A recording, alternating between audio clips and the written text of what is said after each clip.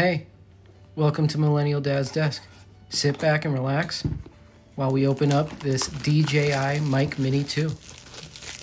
As the video progresses, I'll provide a few tech specs here and there so you can get to know the DJI Mic Mini 2 a little better. As we open up the box, you'll see that it comes with a bag. And by the looks of it, especially by the looks of the zipper, it looks to be waterproof.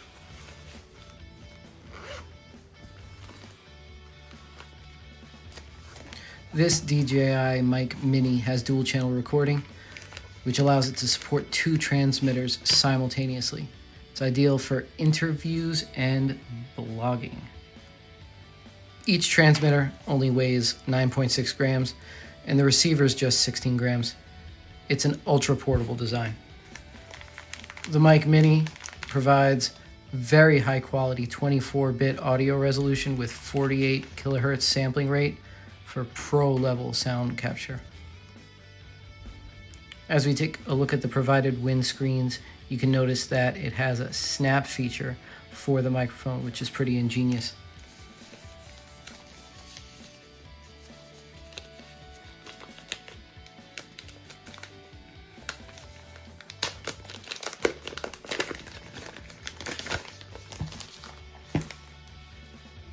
As we look at the battery case, it's pretty well set up on the inside. The transmitters themselves have about 6 hours of battery life. With the carrying case, you can get up to 18 total hours of battery life.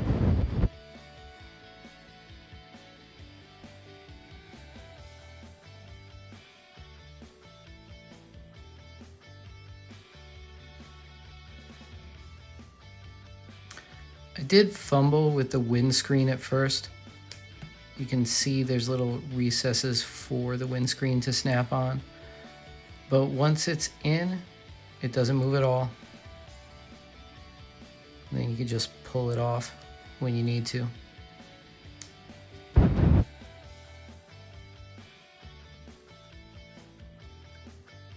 The magnet on the back is pretty secure.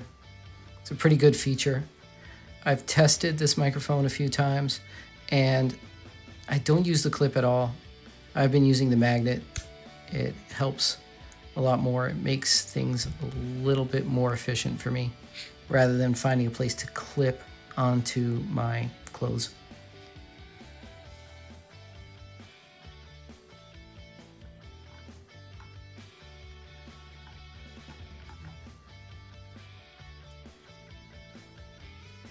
The transmitter here is pretty simple. You can see microphones 1 and 2, and they have an indicator light that turns green when both of them are working. You can also see that you have a little dial here that can go positive or negative 6 or 12 decibels, which is useful.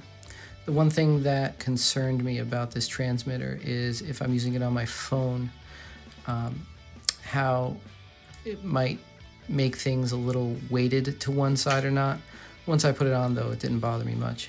Here you see the USB connector that allows me to put it onto my phone.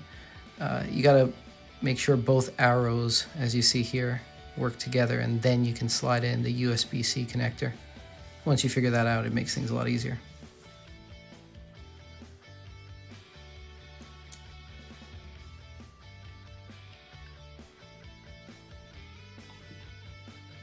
There's a recess here on the right side with a rubber stopper on it. I'm not sure exactly what it's for, but I can only assume it's for an old iPhone connector.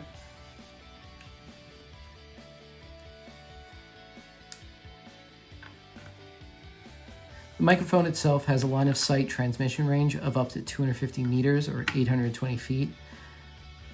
I don't think I'll be using it to go that far, but it's nice to know that I likely will never be out of range with this microphone. The one thing I am nearly certain about is that I'm going to misplace this specific piece that covers the USB connector. I do think that at some point it's going to fall on the floor and I won't be able to find it, or I'll just miss it and then never see it again. Let's end this video with a quick audio sample. The quick brown fox jumps over the lazy dog. The quick brown fox jumps over the lazy dog. The quick brown fox jumps over the lazy dog. The quick brown fox jumps over the lazy dog. Have a good one. Take care.